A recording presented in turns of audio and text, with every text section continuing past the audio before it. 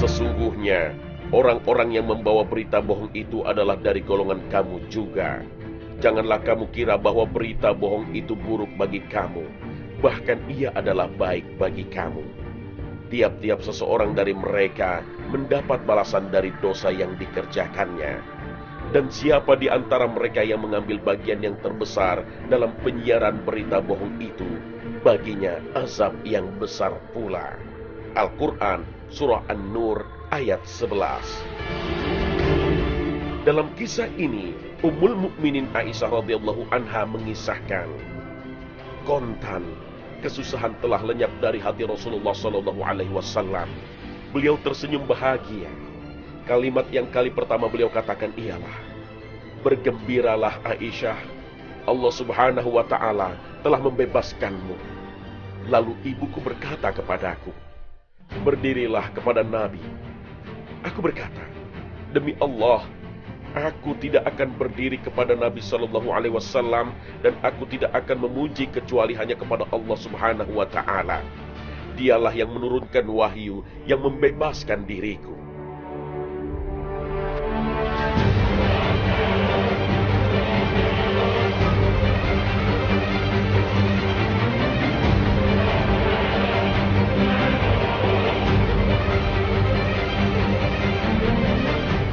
Assalamualaikum warahmatullahi wabarakatuh. Selamat pagi pemirsa Trans 7. Khazanah Ensiklopedia Islam Dunia pagi ini kembali dengan kisah masa cinta para wanita terbaik yang dijanjikan Allah akan mendapatkan lelaki terbaik, dan lelaki terbaik akan mendapatkan wanita terbaik pula. Sebelum masa kenabian, Sayyidina Muhammad SAW menikahkan dua putri beliau dengan dua putra Abu Lahab bin Abdul Muttalib. Ruqayyah menikah dengan Utbah bin Abu Lahab dan Ummu Kulthum menikah dengan Utaibah bin Abu Lahab. Namun pernikahan itu tak berjalan lama. Berawal dari pengangkatan Muhammad SAW sebagai Nabi Allah dan kemudian turun surat Al-Lahab, maka Abu Lahab dan istrinya Ummu Jamil menjadi berang. Dia berkata kepada dua putranya, Utbah dan Utaibah, haram jika kalian berdua tidak menceraikan kedua putri Muhammad. Akhirnya kembalilah dua putri yang mulia ini dalam keteduhan naungan ayahanda Sayyidina Muhammad dan Bunda Khadijah sebelum sempat dicampuri suami mereka. Bahkan dengan itulah Allah selamatkan keduanya dari musuh-musuh Allah. Ruqayyah dan Ummu Kulthum pun berislam bersama ibunda dan saudari-saudarinya. Allah subhanahu wa ta'ala memberikan ganti yang jauh lebih baik. Ruqayyah binti Rasulullah sallallahu alaihi wasallam disunting oleh seorang sahabat mulia, Utsman bin Affan radhiyallahu anhu.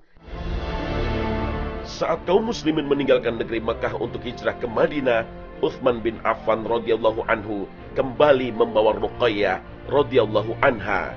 Ummu Kulthum radhiyallahu anha berhijrah bersama keluarga Rasulullah. Tak berapa lama mereka tinggal di Madinah, bergema seruan perang Badar. Para sahabat bersiap untuk menghadapi musuh-musuh Allah. Namun bersamaan dengan itu, Ruqayyah diserang sakit. Rasulullah Shallallahu Alaihi Wasallam pun memerintahkan Utsman bin Affan radhiyallahu anhu untuk tetap tinggal menemani istrinya.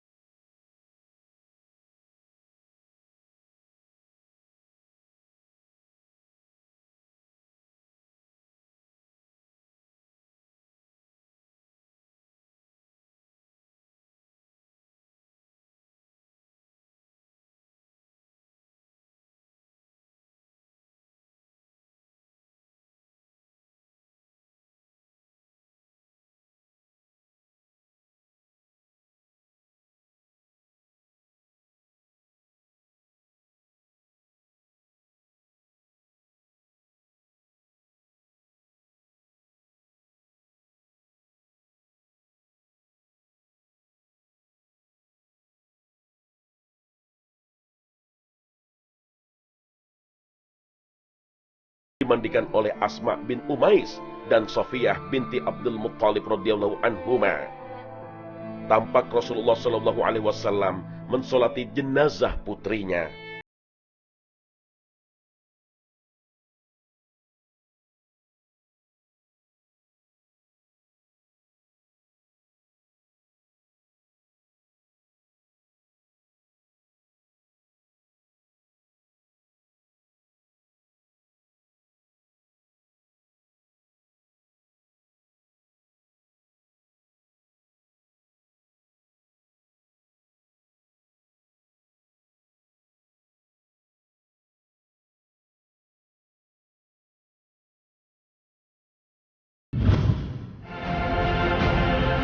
Perceraian Ruqayyah dan Ummu Kulsum adalah sebuah bentuk penghinaan dari keluarga Abu Lahab kepada Nabi Muhammad SAW.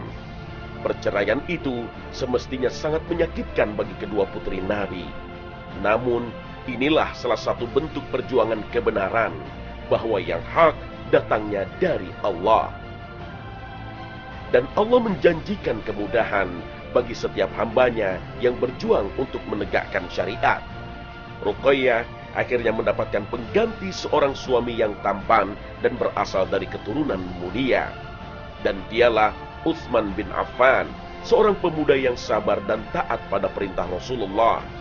Seorang pemuda yang bersabar ketika anaknya diambil Allah pada usia 10 tahun. Seorang pemuda yang ikhlas melewatkan kesempatan berjihad untuk menemani sang istri yang sedang sakit keras hingga wafat dan menguburkannya langsung. Utsman bin Affan, seorang pemuda dambaan yang Allah takdirkan kembali menjadi menantu Rasulullah Shallallahu Alaihi Wasallam dengan menikahi Ummu Kulsum. Pemirsa, kisah Utsman bin Affan radhiyallahu anhu menjelaskan makna bahwa laki-laki baik akan berjodoh dengan wanita baik. Ini terbukti kemuliaan Utsman bin Affan, seorang pemuda mulia, berjodoh dengan dua putri Nabi Shallallahu Alaihi Wasallam.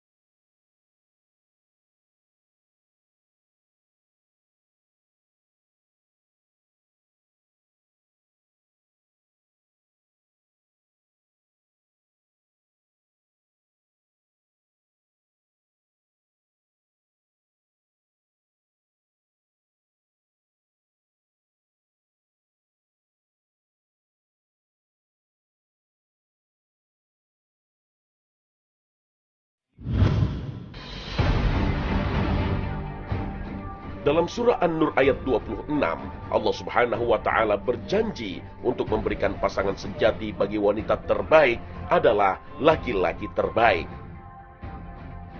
Kisah kali ini terjadi pada masa setelah kaum muslimin berhijrah dan mereka tinggal dalam kota Madinah yang makmur dan tertata. Suatu hari, Aisyah binti Abu Bakar radhiyallahu anha menemani perjalanan Rasulullah Shallallahu Alaihi Wasallam. Kejadian ini sesudah turunnya ayat tentang hijab. Aisyah pergi dengan menunggang onta yang di atas punggungnya terpasang tandu. Saat beristirahat mendekati kota Madinah, Aisyah keluar tandu untuk mendapati kalung dari merjan zifar miliknya yang terputus. Di saat bersamaan, Rasulullah memberi aba-aba kepada rombongan untuk berangkat. Dan tunggangan onta Aisyah diberangkatkan tanpa Aisyah di dalamnya. Aisyah radhiyallahu anha mengatakan, pada masa itu perempuan-perempuan rata-rata ringan, tidak berat dan tidak banyak daging. Mereka hanya sedikit makan. Makanya mereka tidak curiga dengan tandu yang ringan ketika mereka mengangkat dan membawanya. Di samping itu, usiaku masih sangat belia. Mereka membawa onta dan berjalan. Aku pun menemukan kalungku setelah para tentara berlalu. Lantas aku datang ke tempat mereka. Ternyata di tempat itu tidak ada orang yang memanggil dan menjawab. Lalu aku bermaksud ke tempatku tadi waktu berhenti. Aku beranggapan bahwa mereka akan merasa kehilangan diriku, lalu kembali lagi untuk mencariku. Ketika sedang duduk, kedua mataku merasakan kantuk yang tak tertahan. Aku pun tertidur. Safwan bin Al-Mu'attal As-Sulami Az-Zakwani tertinggal di belakang para tentara. Ia berjalan semalam suntuk hingga sampai tempatku. Lalu ia melihat hitam-hitam sosok seseorang, lantas ia menghampiriku. Ia pun mengenaliku.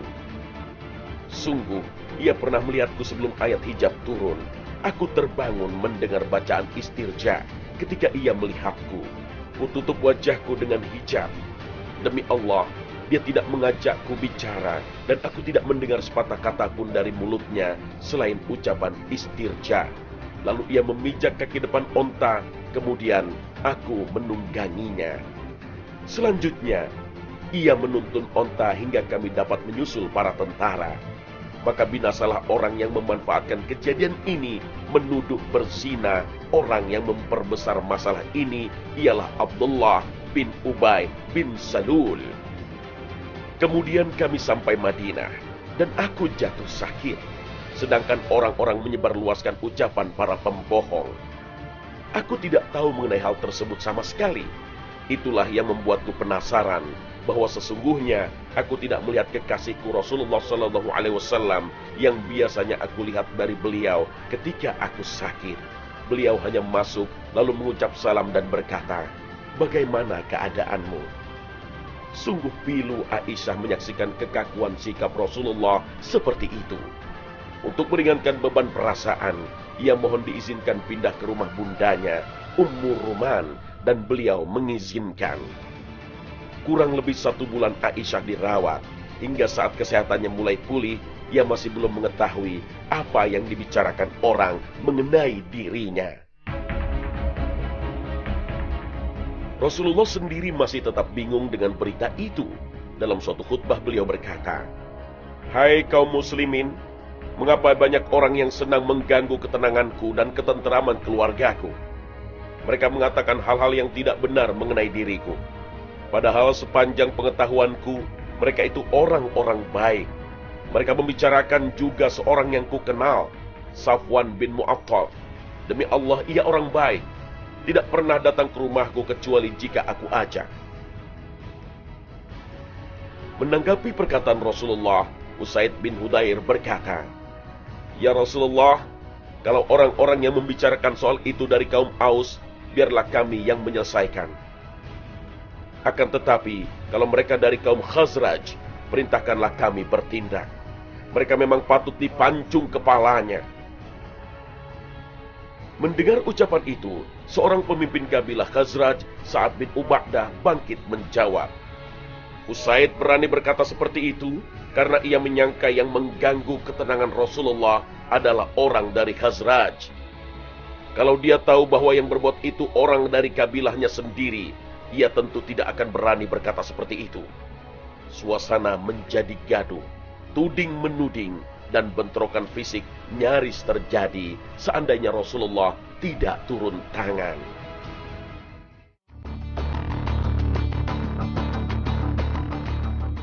Akhirnya, berita ini sampai juga ke telinga Aisyah lewat wanita dari kaum Muhajirin. Alangkah terkejutnya Aisyah mendengar berita itu sehingga badannya terkulai lemas. Ia sekarang mengerti sikap kaku Rasulullah terhadap dirinya. Tentu disebabkan berita ini. Rasulullah kemudian minta pendapat dari beberapa sahabat terdekat. Beliau pergi ke rumah Abu Bakar, lalu meminta Ali bin Abi Thalib datang dan Usamah bin Zaid. Usamah bin Zaid menegaskan, ia tidak dapat membenarkan tuduhan yang dituduhkan orang terhadap Ummul Mukminin Aisyah. Semua itu bohong belaka dan tidak berdasarkan bukti nyata. Rasulullah dan semua sahabat mengenal Aisyah sebagai wanita yang soleh, taat dan bertakwa. Demikian kata Usamah. Lain halnya dengan Ali bin Abi Thalib, terdorong oleh kecintaannya kepada Rasulullah, ia menjawab, "Ya Rasulullah, masih banyak wanita lainnya." Lalu Ali menyarankan supaya bertanya kepada pembantu Ummul Mukminin. Pembantu itu datang atas panggilan Rasulullah dan Imam Ali berkata, "Hai, Katakanlah yang sebenarnya kepada Rasulullah. Demi Allah yang ku ketahui, Ummul Mukminin Aisyah itu baik. Selanjutnya ia menyanggah semua tuduhan jahat yang ditimpakan kepada Ummul Mukminin. Untuk mencari kebenaran, tak lain bagi Rasulullah kecuali berbicara langsung dengan Aisyah. Maka di rumah mertuanya Abu Bakar, beliau berkata, Aisyah, engkau telah mendengar sendiri apa yang dibicarakan orang tentang dirimu.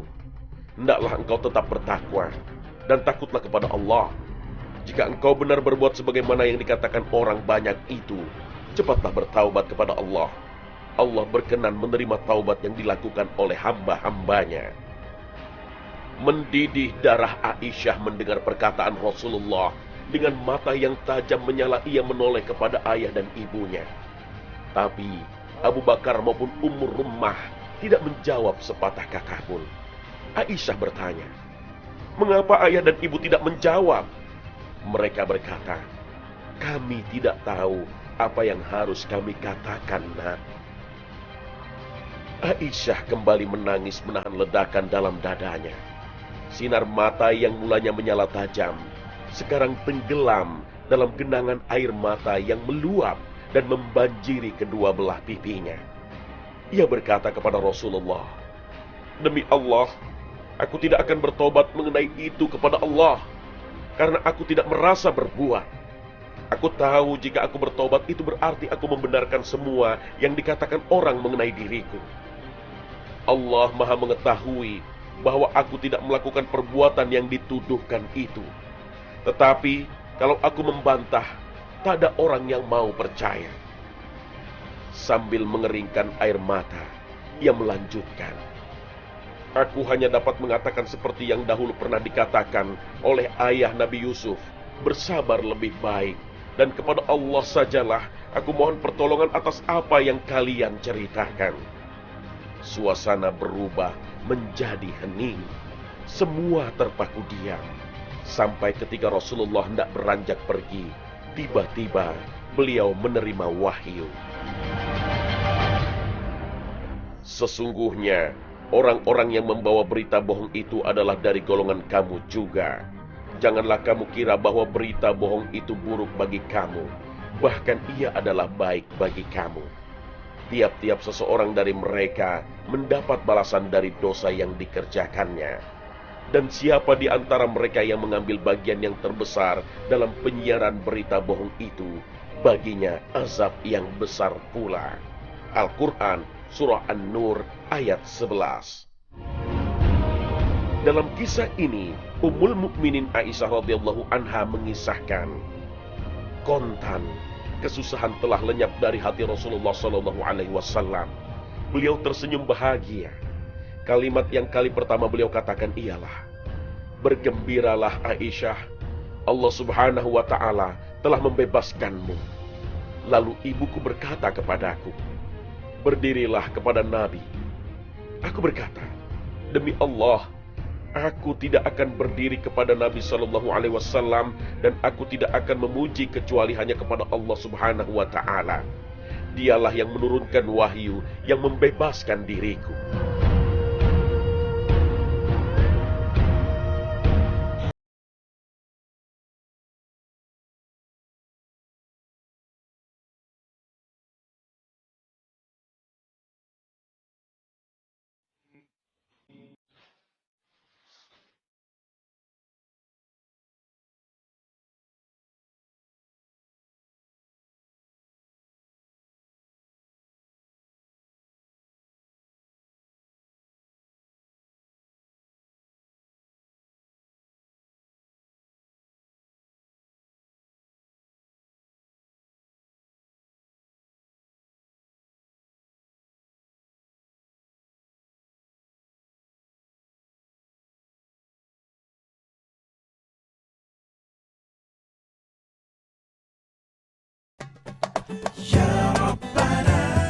Nah pemirsa, inilah akhir kebersamaan kami.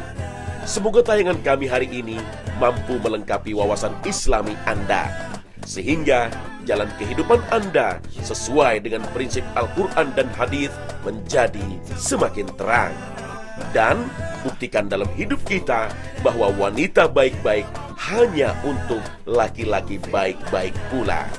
Akhir kata, wassalamualaikum warahmatullahi wabarakatuh.